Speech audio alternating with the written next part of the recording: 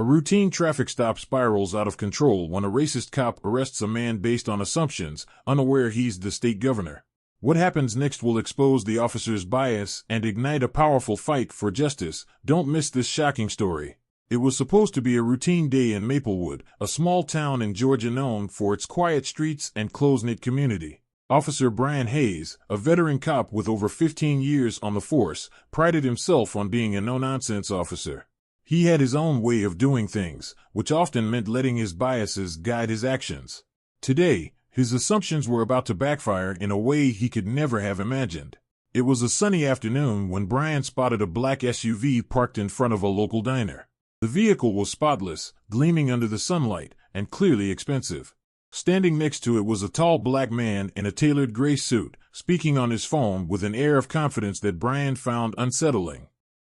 To Brian, the man didn't fit the image of someone who belonged in Maplewood. He didn't need a reason, or so he thought. Brian decided to approach the man, convinced he'd find something wrong. Turning on his patrol lights, he pulled his cruiser up behind the SUV and stepped out. The man, still on his phone, glanced briefly at Brian and then returned to his conversation, unfazed. "Excuse me, sir," Brian said, his voice sharp and commanding. "You need to hang up and talk to me." The man finished his sentence calmly before ending the call. He turned to Brian, his expression neutral. "Is there a problem, officer?"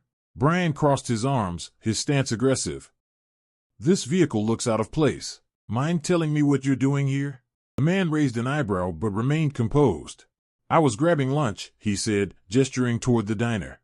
"Is there an issue with that?" Brian wasn't satisfied. He wanted more.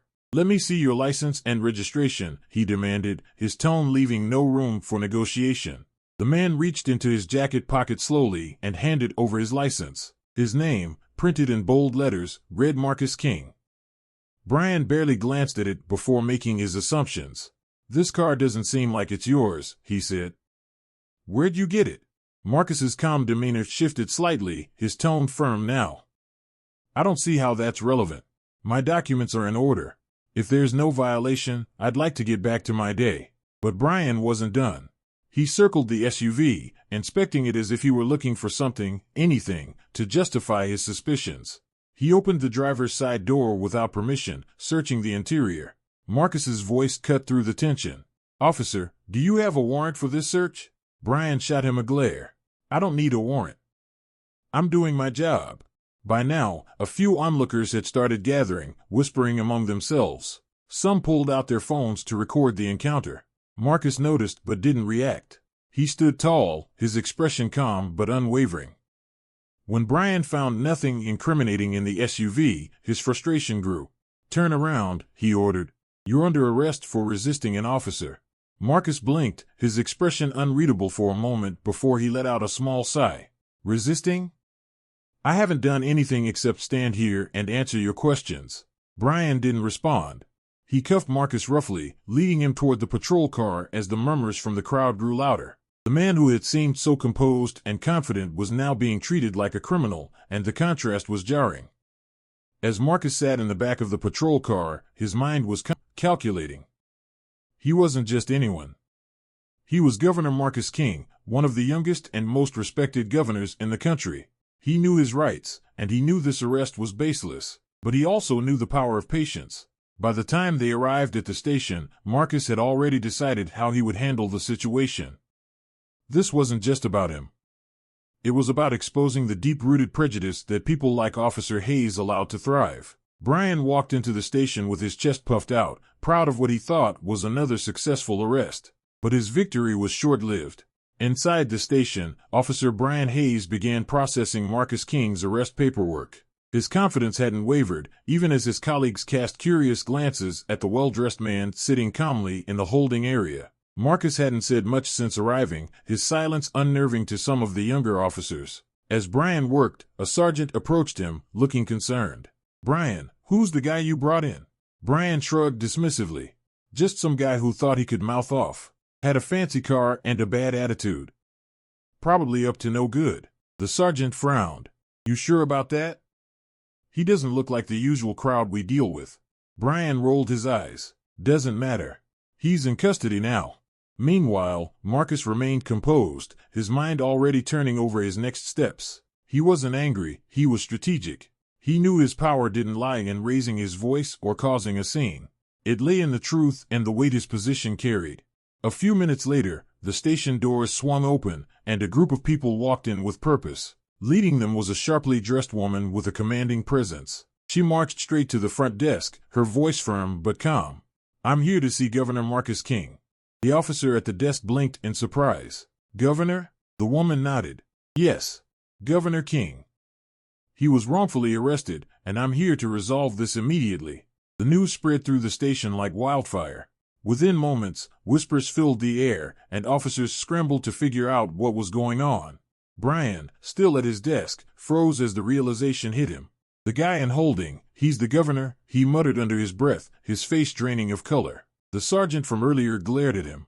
"You've really done it this time, Hayes. Do you know what kind of mess this is going to cause?" The woman, who was Marcus's chief of staff, didn't wait for an invitation. She walked straight to the holding area, her heels clicking against the tiled floor. When she saw Marcus sitting there, still calm and collected, she smiled faintly. "Governor, are you all right?" Marcus stood, adjusting his cuffs slightly. "I'm fine, Clara, but I'd appreciate it if we could wrap this up quickly. I have a meeting in an hour." Clara turned to the sergeant. "Get those cuffs off him. Now." The sergeant didn't hesitate, motioning for an officer to unlock the cuffs. As Marcus rubbed his wrists, Brian finally worked up the courage to approach. His usual confidence was gone, replaced by visible unease. "Governor King, I didn't realize." Marcus cut him off, his voice calm but firm. "You didn't realize what, Officer Hayes? That I wasn't someone you could intimidate? That I wasn't someone who would quietly accept your abuse of power?" Brian stammered, trying to find the right words. "I thought." "You thought," Marcus said, his tone sharper now. "That's the problem. You thought you could judge me based on how I look.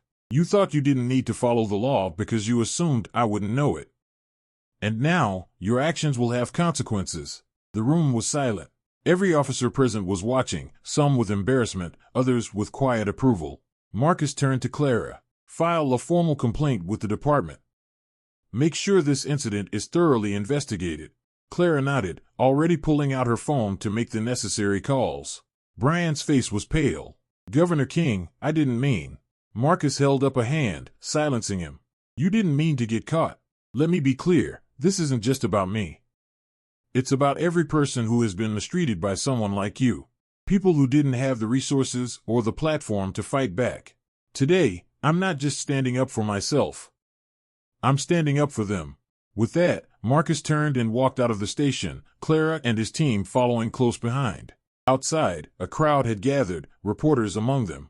Cameras flashed as Marcus stepped forward, his expression calm but resolute.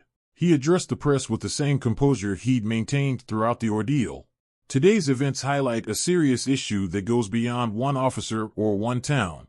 It's about accountability and ensuring that those entrusted to uphold the law do so without bias or prejudice. This isn't just my fight, it's a fight for justice, fairness, and equality for everyone." The crowd erupted in applause, and the story quickly gained national attention. As for Brian, the fallout was swift. An internal investigation was launched, and he was placed on suspension pending the outcome. His actions became a cautionary tale within the department, a reminder that prejudice and abuse of power would not be tolerated. For Marcus King, the incident became another chapter in his fight for justice. He didn't let the experience slow him down. Instead, he used it as fuel to push for reforms, ensuring that no one else would have to face what he had endured. And in the end, Marcus proved that true power wasn't about position or authority, it was about standing up for what was right, no matter the circumstances.